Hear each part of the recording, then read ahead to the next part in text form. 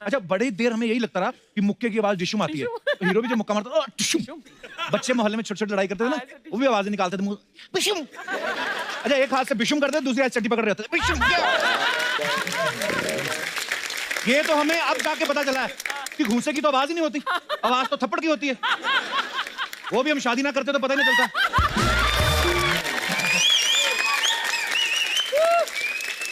अच्छा आजकल तो एक-एक थिएटर में 6-6 स्क्रीन है, सैकड़ों लोग साथ में बैठ के फिल्म देखते हैं। पहले के जमाने में क्या होता था, 6-6 गांव में कोई एक जगह ढूंढते थे, वहां पे जाके प्रोजेक्टर लगाते ना, चादर लगा के उस पे दिखाते थे।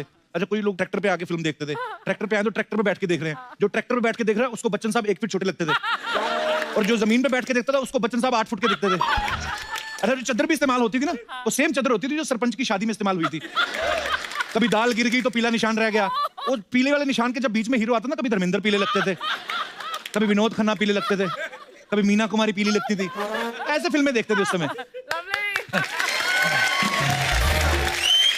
पहले की फिल्मों में देख लो आप, विलेन जो तकरीबन डाकू होते थे, आते थे घोड़े पर लूट के फिर वापस जंगल में चले गए। उसके बाद थोड़ा सा जो विलेन थे थोड़े अपडेट हो गए, उन्होंने अपने अड्डे बना लिए, जैसे शकाल का अड्डा, मोगैम्बो का अड्डा। उनमें से एक कांचा चीना के अड्डे पे तो आपने डांस भी किया है। आजकल विलेन देख लो कैसे आ गए हैं, 6 पैक वाले सोनू सूद टाइप। हीरोइन खुद कहती है हीरो थोड़ा लेट हो गया तो आप उठा लेना, मैं देख लूंगी। माहौल बदल रहा है। अच्छा हीरो का एटीट्यूड भी बदल गया आजकल फिल्मों में ना। पहले के जमाने में अगर हीरो को चक्कू लगता था ना, तो वो मान लेता था कि मैं तो मर गया। वो अपनी जिंदगी की जो लास्ट 4 लाइनें होती है वो बोलनी शुरू करता था, माँ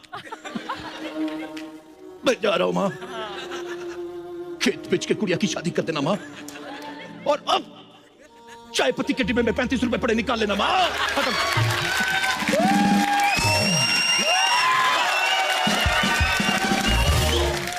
फिर टाइम थोड़ा सा बदल गया। फिर अगर हीरो की पीठ पे चाकू कोई मार देता ना, ठक, वो मरता नहीं था, ऐसे खड़ा हो जाता था, खुद चाकू निकाल लेता था। बुज़दिल कहीं के। हाँ फिर हीरो उल्टा निकाल के बुज़दिल कहीं के, पीठ पे मारेगा, सीने पे खाएगा, वो मर जाता था विलन। लेकिन हीरो ऐसे रहता था। एटीट्यूड में कैसे बदलाव आया। अच्छा किसी घर में कितनी जनरेशन रह रही है, इस बात का अंदाजा आप उनकी तार पे सूख रहे कपड़ों से लगा सकते हो। अगर एक तार पे लंगोट, कच्चा और फ्रेंची साथ में सूख रहे हैं, तो समझ जाओ कि 3 जनरेशन है। सीधा सीधा हिसाब है, लंगोट दादा का, कच्चा बापू का, और फ्रेंची बेटे की। अच्छा तीनों जनरेशन में पैर छूने का तरीका कितना बदल गया। पहले के टाइम पे जो हमारे बाप दादा तो कैसे पैर छूते थे, बुजुर्गों के पैर छूते नहीं, कद दबाते भी थे, प्रणाम बाबूजी, पूरा आशीर्वाद लेते थे। दूसरी जनरेशन जो बीच वाली आई, वो बीच तक ही आती, पैर नहीं छूती, वो घुटनों तक पैर भी ना करके निकल जाते, हाथ भी नहीं टच करता घुटने से। अब तीसरी जनरेशन आ गई है तो अपनी छाती पे हाथ रख के बोलती थी, बाजी मेरे मैंने। अच्छा कई बुजुर्ग भड़क जाते हैं, कहते मैं कोई 5 पैरों वाली गाय हूं जिसका 5वां पैर इधर लगा, इधर चुप। अच्छा आपका फोन कौन उठा के जवाब दे रहा है, इसका भी पता चल जाता था कि कौन सी जनरेशन बात कर रही है। अगर तो बच्चा उठाता है तो वो साफ बोल देता है पापा बाथरूम में। अगर माँ उठाती है बीवी, तो बीवी बाथरूम का नाम ही लेती है, सोफिस्टिकेटेड हो जाती है। अब थोड़ा बाहर गए, थोड़ी देर बात कर लेना। अच्छा।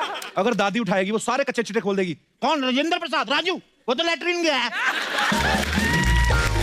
वो घर का नाम भी बता देगी और कर क्या रहा है वो भी बता देगी। बुजुर्ग लोग नहीं परवाह करते। पहले घरों में जब खाना खाते तो बाबूजी का वेट किया करते थे, बाबूजी आएंगे तो साथ में खाएंगे। अब थोड़ा माहौल बदल गया, बाबूजी आए ना आए कोई फर्क नहीं पड़ता, वो पिज्जा वाले डिलीवरी वाले की वेट करते हैं। बाबूजी चाहे 2 घंटे लेट हो जाए फर्क नहीं पड़ता, पिज्जा वाला 5 मिनट लेट हो भड़क जाते उस पे, अरे इतनी लेट। उस पे इतना भड़कते जैसे वो मरीज के लिए खून की बोतल लेके आ रहा है। तेरा इंतजार करते करते छोटा बच्चा तकिया खा गया।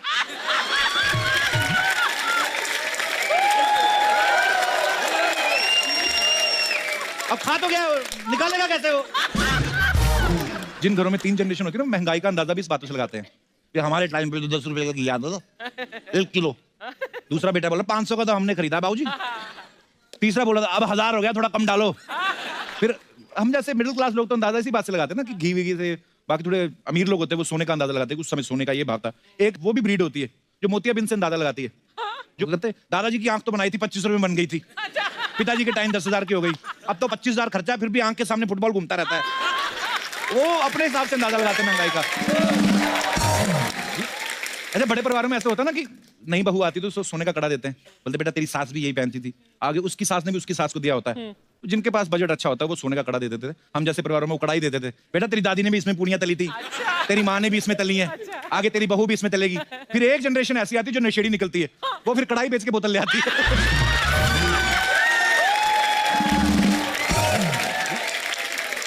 दादा परदादा के टाइम पे जब दिवाली होती थी ना, तो घी के दिए जलाते थे, या दियों में तेल डालते थे, उसके बाद मोमबत्तियां आ गई, फिर ये इलेक्ट्रिक दिए आ गए। अच्छा, वो आपको पता है जो घी वाले दिए थे वो बड़ा रिस्की होते थे, क्योंकि वो दादा लोग जो जलाते थे ना उसके, तो जितना घी गिर जाता था वो बालों पे लगा लेते थे। उतनी देर में किसी बच्चे ने रॉकेट छोड़ दिया, घी आग पकड़ लेता था, तो रात को दादा के पूरे बाल, सुबह कांचा चीना बना होता था।